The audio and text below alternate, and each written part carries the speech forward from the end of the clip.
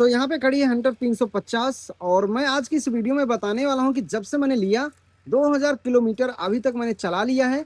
और आखिरकार 2000 किलोमीटर चलाने के बाद मुझे क्या क्या प्रॉब्लम इसमें आई है और क्या क्या मुझे इसमें मतलब प्रॉफिट दिखा है, कितना डेली का बजट रहना चाहिए इस बाइक को चलाने के लिए, और इसका मेंटेनेंस चार्ज कितना आने वाला है, फर्स्ट सर्विस की कितनी कॉस्ट है और वर्थ इट है कि नहीं है, ये सारी चीजें मैं आपको बताने वाला हूँ इसी वीडियो पे। अगर आप हंटर लेने की सोच रहे हैं या फिर ले लिया है तो भाई इस वीडियो को जरूर देखें। यहाँ पर आप देख सकते हैं फुल इस बाइक का लुक, फ्रंट एंड बैक से मैंने दिखा दिया एंड साइड से भी आप देख सकते हैं। और अभी तक मैंने 2000 किलोमीटर ही इसको चलाया है, ठीक है। 2000 किलोमीटर चलाने के बाद मैं आपको बता देता हूँ, सच में भाई जब ये बाइक शोरूम से निकली थी ना, इसकी फर्स्ट सर्विस नहीं हुई थी, ठीक है।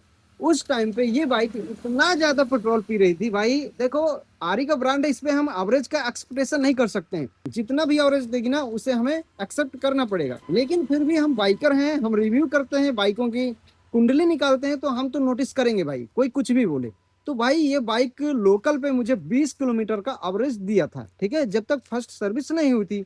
उस टाइम पे मैं मतलब 300 रुपए का पेट्रोल डलाया था और ये अप्रॉक्स 60 किलोमीटर ही चली थी और पेट्रोल पूरा खत्म हो गया था। तो उस टाइम से मैंने नोटिस किया कि भाई एवरेज काफी कम है। मैंने अपने इंस्टा हैंडल पे एक रील भी डाली थी, तो कई सारे लोगों पे डिबेट भी हो गई, भाई गलत बोल रहे हो, प्लाटीना ले लो, तुम्हारे बस की बात नहीं है। बट मैंने इग्नोर किया और इस बाइक की रियल टेस्टिंग करी, ठीक है। मैंने इसकी जैसे ही फर्स्ट सर्विस कराई ना भाई, इसका माइलेज भाई लोकल पे 35 का निकल के आने वाला है। निकल के आ रहा है यार, निकल के आने वाला नहीं है। और हाईवे पे देखे ना तो 40 किलोमीटर से भाई एक भी किलोमीटर कम कवरेज नहीं देती है यार। फिर भी हम एवरेज का कोई एक्सपेक्टेशन करते नहीं है, बट मैं आप लोगों के लिए बताता हूँ ये सारी चीजें। कोई भी हो यार, थोड़ा सा माइंड पे जाता है कि कौन सी बाइक है, कितना तेल पिएगी, क्या सारी चीजें, ठीक है। और यहाँ पर आप देख सकते हैं इसका व्यू कितना क्लासी लुक आ रहा है, टॉप मॉडल है हंटर का, ठीक है। और ग्रेफाइट कलर है इसका, ठीक है, आप यहाँ पर देख सकते हैं।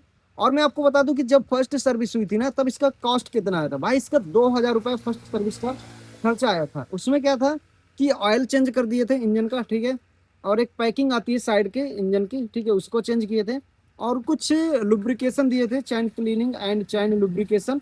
और एक माइक्रोफाइब्रिक क्लॉथ्स दिए थे, एक ब्रश दिए थे चैन क्लीनिंग वाली एंड ईटीसी। और कुछ सर्विस चार्ज हो गया, जीएसटी मिला करके मतलब कि 2000 रुपये का खर्चा बैठा है। अब इसकी सेकेंड सर्विस होने वाली है, पता नहीं कितना खर्चा आएगा। अगर सेकेंड सर्विस मैं कराने जाता हूँ तो भाई फुल वीडियो आपको मिलेगा फुल नॉलेज के साथ, ठीक है। कोई भी घपला नहीं होगा कि शोरूम वालों ने क्या क्या इसका चेंज किया और क्या नहीं, और क्यों चेंज किया वो भी मैं आपको बताऊंगा। अब मैं आपको बता देता हूँ कि इस बाइक को लेना चाहिए कि नहीं लेना चाहिए। देखो, मैं कह रहा हूँ कि अगर आप कम से कम महीने का 30,000 रुपये कमा रहे हैं तो इस बाइक को अफोर्ड कर सकते हैं।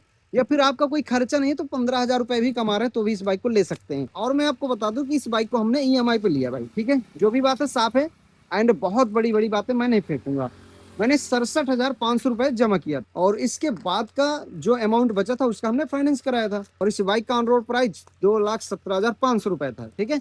अब घटे बढ़े उसका मुझे कोई मतलब नहीं है, जो पहले था मैं आपको बता दिया हूँ। अब इसके बाद हम आ जाते हैं कि इस बाइक को लेना चाहिए कि नहीं लेना चाहिए। तो मैं आपको बता देता हूँ, जैसे कि आपका सैलरी मैंने बता ही दिया कि आप 30-35 हजार कमा रहे हैं तो कोई इशू नहीं है, फैमिली को मैनेज करके भी इस बाइक को मैनेज कर लेंगे।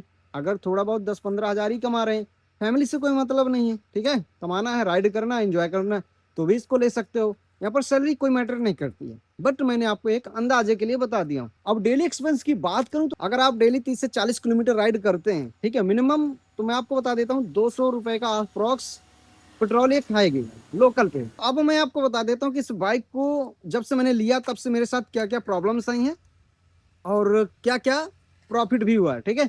प्रॉब्लम्स कुछ नहीं आई हैं। जब हमने शोरूम से इस बाइक को निकाला था उस टाइम पे भाई इंजन पे हीटिंग की समस्या ज्यादा थी और अभी भी हीट करता है, बट यार 350 सीसी का ट्रैक्टर के बराबर इंजन रखा हुआ है तो हीट तो करेगा यार, उसको आप इग्नोर नहीं कर सकते। कई सारे लोगों के कंप्लेन रहते हैं कि भैया गाड़ी बहुत ज्यादा हीट कर रही है, तो क्या करें, मीटिंग तो होने वाली है यार, उसको इग्नोर करना है।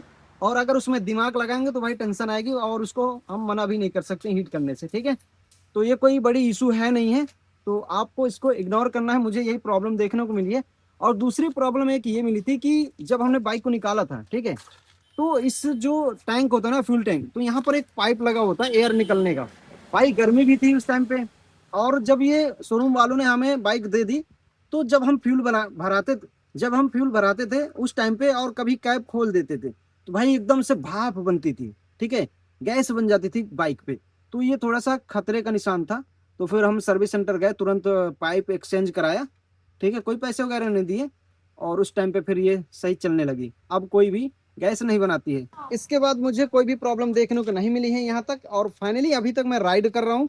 बहुत अच्छा एक्सपीरियंस है, बहुत अच्छी वैल्यू फॉर मनी बाइक है यार। और हंटर यार आरी का ब्रांड है भाई। भाई हंटर आरी का ब्रांड है, इसमें कोई कमी आ जाए तो शायद फिर ब्रांड किस बात का, ठीक है। तो बहुत अच्छा है, ड्यूल डिस्क वाली बाइक है। यहाँ पर आप देख सकते हैं ड्यूल डिस्क है, और यहाँ पर फ्रंट डिस्क है, एबीएस के साथ है। और अगर आप लेना चाहते हैं तो आंख मूंद करके ले लीजिए भाई, थोड़ा सा हौकाल तो बन ही जाता है। और अगर आपने ले लिया है तो फिर अच्छी बात है, इसको पॉजिटिव सोचो और अच्छा चलाओ। और मैं नेचर के बीच पे खड़ा हूँ, और यहाँ पर आप देख सकते हैं फुल व्यू, समझ रहे हैं।